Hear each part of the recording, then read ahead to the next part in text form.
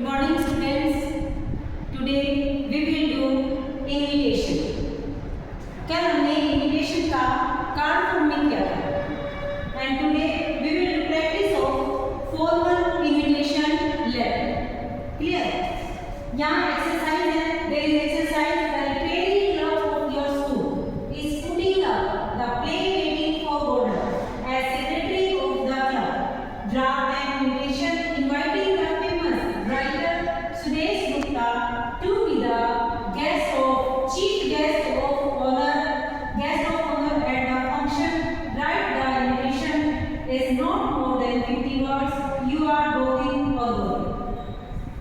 यहाँ क्या देखो इसमें, यहाँ आपके सामने एग्जाम्पल राइट किया हुआ है with solution. There is an example of formal invitation letter with solution. This is clear. First of all, we will write send address in formal letter. Formal letter invitation बिल्कुल जैसे आपने letter की variety editor inquiry complete बिल्कुल वही format है. तो उसी तरीके से आपको उसको राइट करना है. Is it clear?